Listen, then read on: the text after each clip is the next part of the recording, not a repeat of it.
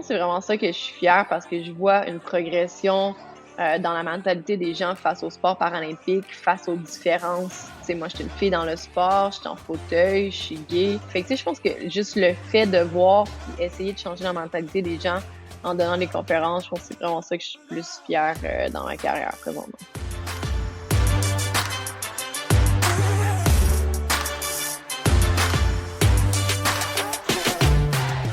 Bonjour tout le monde, ici Geneviève Tardif. Bienvenue à mon podcast Elle brille.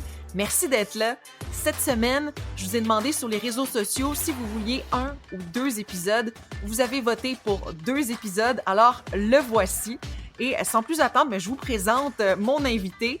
Elle s'appelle Cindy Ouellette. Elle carbure au défi. C'est la première Québécoise à participer autant aux Jeux paralympiques d'hiver que d'été en pratiquant le basketball en fauteuil roulant et le paraski de fond.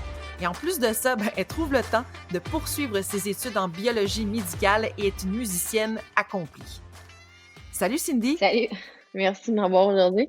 S'il y a une chose que j'ai réalisée avec la COVID, c'est que tu vas avoir 2 Jeux paralympiques d'été et d'hiver qui vont avoir lieu à moins de 6 mois d'intervalle. Comment tu as réagi par rapport à ça? C'est sûr que j'aurai pas beaucoup de temps pour pouvoir me qualifier pour les Jeux d'hiver, donc je prends vraiment comme une étape à la fois. Je vais me focusser sur le basket.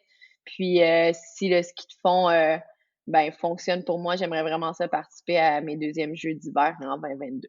La pandémie, c'est vraiment difficile pour tout le monde. Tu t'impliques dans différents organismes qui offrent une aide psychologique aux athlètes. Qu'est-ce que les athlètes doivent faire pour être bien en ce moment, selon toi? De un, je pense que si on va pas bien, faut pas avoir peur d'aller chercher de l'aide. Justement, comme tu l'as dit, des organismes comme qui s'appellent Sport-Tête, Game Plan aussi pour le Canada. Tu sais, on a nos organismes qui sont là pour nous soutenir durant ces gros moments-là. Fait qu'il faut pas avoir peur, faut pas avoir honte de demander de l'aide.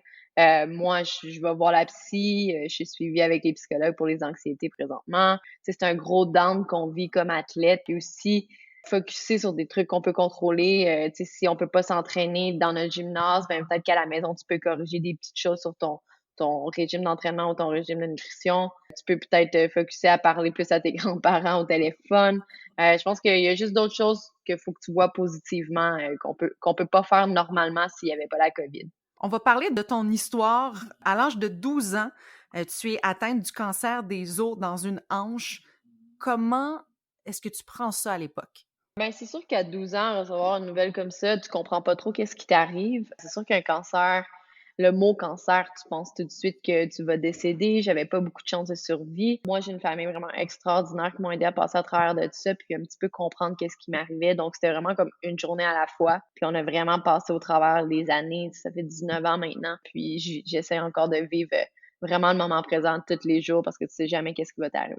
On dirait qu'il y en a de plus en plus qui le réalisent avec la COVID, qu'il n'y a rien d'acquis, puis qu'il faut vivre une journée à la fois. Ouais, exactement. Il y a vraiment, vraiment rien d'acquis. Les jobs, les sports, les n'importe quoi présentement, je pense qu'on le voit, on est toutes mis dans la même situation. Tu l'as vécu à un jeune âge, tu as quand même subi 28 traitements de chimiothérapie. Tu es resté couché sur un lit d'hôpital pendant plus d'1 an à cause des opérations. Tu pensais quoi à ce moment-là quand tu étais dans ton lit, là, toutes ces journées-là? Tu sais, vu que j'étais jeune encore, c'est sûr que moi, j'ai pas pu aller comme faire mon secondaire 1 et 2, j'étais à la maison ou à l'hôpital. C'est sûr qu'il y a beaucoup de choses de jeunes, tu sais, d'enfants, jeunes adultes que j'ai pas pu vivre.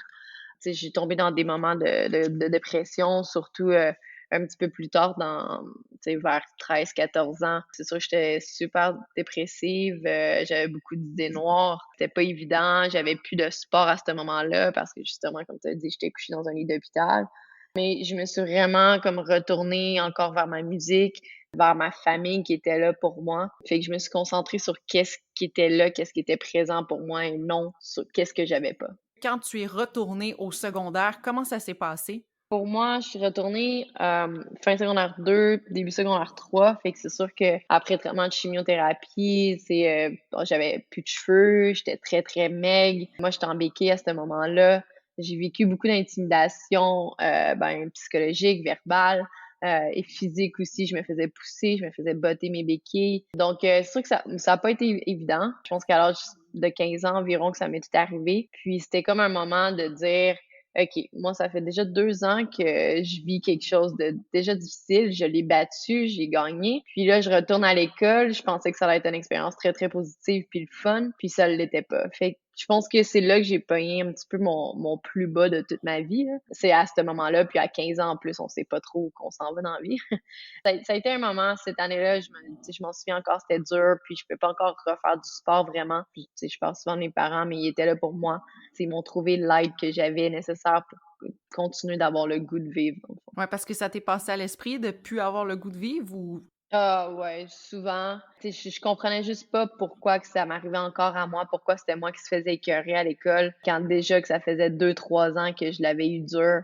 Je souhaite pas de mal à personne, mais j'étais comme, OK, ça pourrait être pas moi cette fois-ci, là. J'aimerais ça avoir, du fun un petit peu à l'école, des belles pensées. Donc, j'ai été chanceuse, le sport est revenu dans ma vie assez tôt. C'est ça qui m'a vraiment sauvée. est-ce que c'est le sport, le basketball, que tu as découvert à ce moment-là? Oui, ben, je faisais un petit peu de natation à cause de ma réadaptation.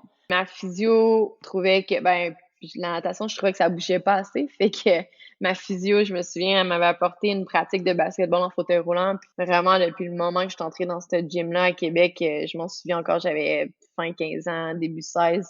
Puis j'ai tombé en amour avec le sport, puis j'ai vraiment pas arrêté depuis ce temps-là. Puis comment ça s'est passé la fois où tu as essayé le basket?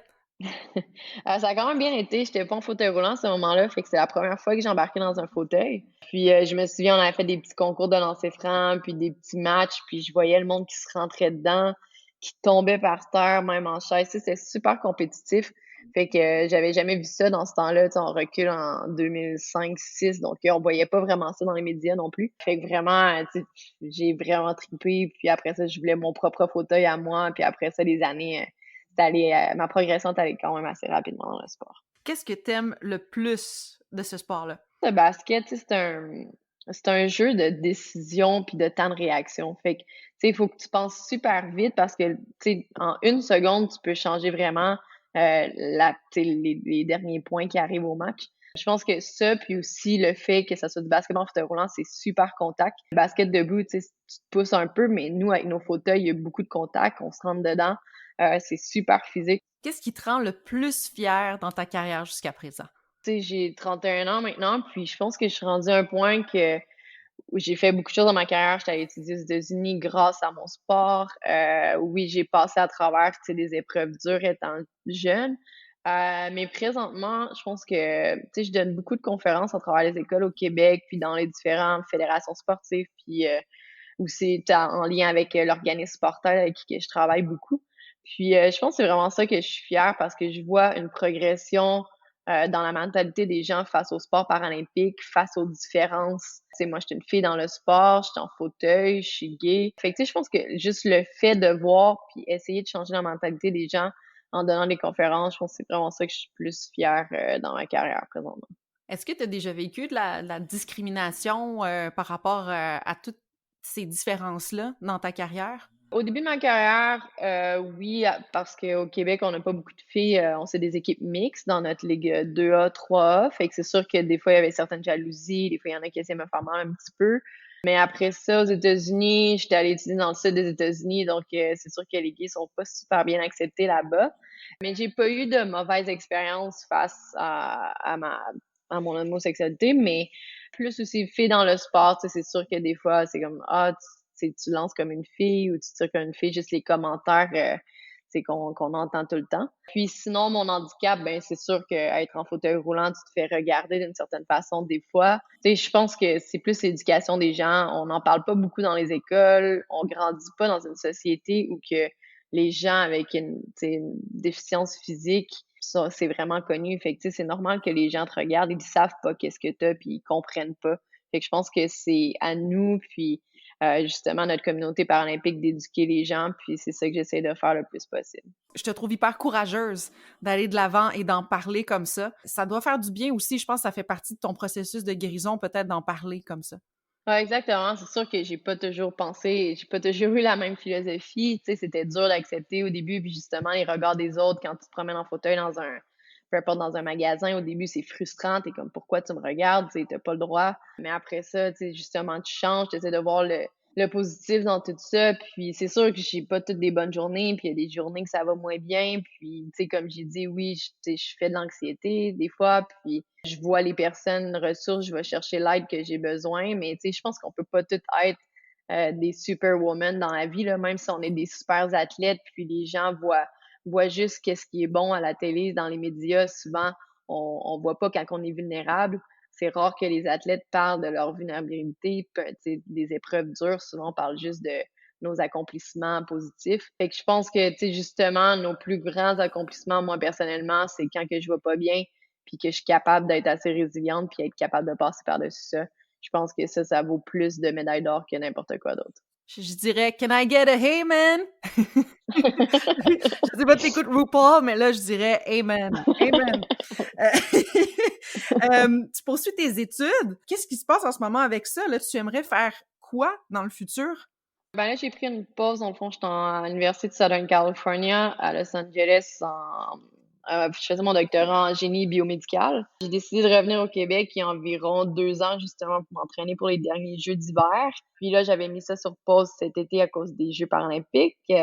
Mais là, vu qu'ils n'ont pas lieu, je crois que je vais recommencer peut-être en janvier, vraiment pour terminer mon doctorat en ça. J'essaie beaucoup de travailler avec les jambes artificielles. Je suis beaucoup dans la neuroscience puis la nanotechnologie. Donc, j'aimerais ça enseigner au niveau universitaire, puis continuer à faire de la recherche pour pouvoir faire un jour sûrement ma propre hanche artificielle pour pouvoir la porter. My God! OK, moi, j'en reviens pas.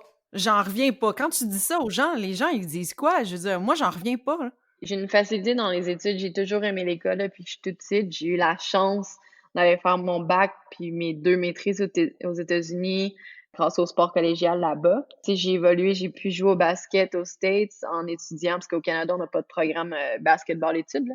Sinon, je serais restée au Canada, mais tu sais, j'ai voyagé à travers le monde en faisant mes études. Tu sais, j'ai juste eu une chance. J'ai eu beaucoup d'opportunités que j'ai pris. C'est même pas pour les bouts de papier, là. C'est pas pour juste dire que je vais avoir un doctorat, mais vraiment, tu sais, je veux ça pour pouvoir enseigner à l'université puis justement continuer ma recherche dans ces projets-là parce que c'est ça que j'aime faire. Merci beaucoup, Cindy. Je te souhaite de terminer tout ce que tu as à terminer, hein? Parce qu'il y a plusieurs choses que tu as commencé, mais donc les jeux, tes études, etc. De parler de ton histoire aussi, puis de continuer de faire des conférences, je pense que c'est très, très important. Merci beaucoup de m'avoir eu aujourd'hui. J'adore Cindy Ouellet. Je la connaissais pas avant de réaliser cette entrevue-là et je l'aime, je l'aime, je l'aime. Et il n'y a pas une entrevue que je me dis pas à la fin, wow, je suis chanceuse de faire ça, je suis chanceuse de faire ce podcast Elle brille et je vous dis merci et là c'est vrai là, à la semaine prochaine, à mardi prochain. Bye.